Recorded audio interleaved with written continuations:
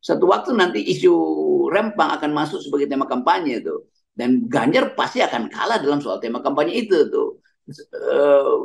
Koalisi Gerindra dengan Demokrat akan pakai suara Demokrat yang dari awal sudah mengantisipasi dan menyesalkan atau bahkan mengkritik penanganan di Rempang karena keterlibatan aparat yang menyebabkan kekerasan tuh.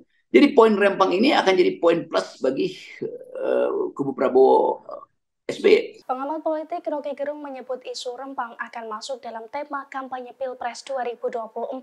Terkait hal ini, Rocky Gerung menilai baca pres PDIP Ganjar Pranowo akan kalah dalam tema tersebut.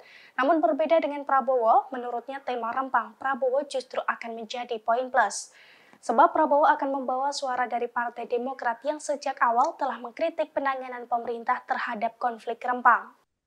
Ini kegagalan antisipasi. Bagaimanapun Saudara Tommy Winata itu berbicara sebagai investor yang menghitung benefit and cost. Ya. Dan benefit and cost itu variabel utamanya adalah kestabilan politik.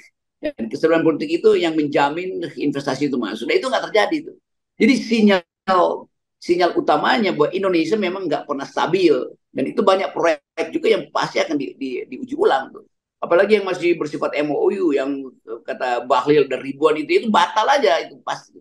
Jadi kita bisa bertaruh sebetulnya bahwa cara pemerintah mengasuh opini publik aja nggak bisa itu.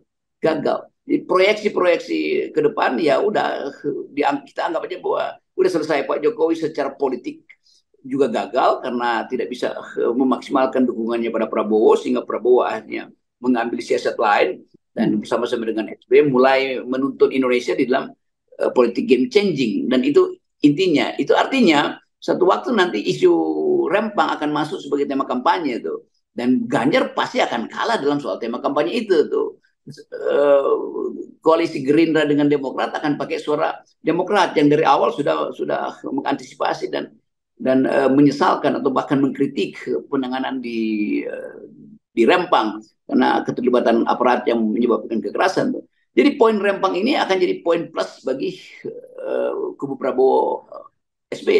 Nah, mulai sekarang mungkin kita harus sebutin Prabowo SBY itu. Karena memang faktanya figur SBY kuat sekali di situ tuh. Dan keterangan-keterangan yang muncul dalam ya mungkin dalam 3-4 jam ini menunjukkan bahwa publik ingin menitipkan ide perubahan itu bukan lagi pada Anies tapi pada SBY itu. Dan SBY mau menitipkan itu pada Prabowo. Jadi itu kerugian moral pada Anies adalah isu perubahan akhirnya diambil alih oleh Demokrat dan diinvestasikan melalui Prabowo. Nah, Anies gagal menginvestasikan itu melalui Caimin karena Caimin tetap ngotot bahwa tidak semua program saya dan Anies itu akan diteruskan oleh Pak Jokowi.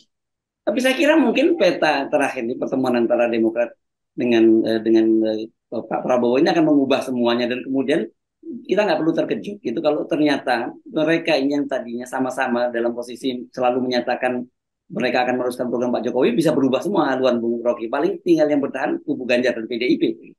Ya, saya kira begitu tuh. Jadi ya anggap aja bahwa Anies tadinya 100% perubahan. Begitu masuk Caimin ya nggak bisa lagi itu pasti 50-50 perubahan dan sustainability. Demikian juga Pak Prabowo 100% sustainability keberlanjutan, tapi dengan masuk Demokrat nggak bisa lagi Pak, semua 50-50. Kan nggak mungkin SBY mengatakan saya mendukung Jokowi, juga ajaib jadinya kan. Jadi ini game changernya tuh dan kelihatannya Pak Jokowi harus memilih di tempat mana dia mau investasikan politik finalnya atau langkah terakhir dia.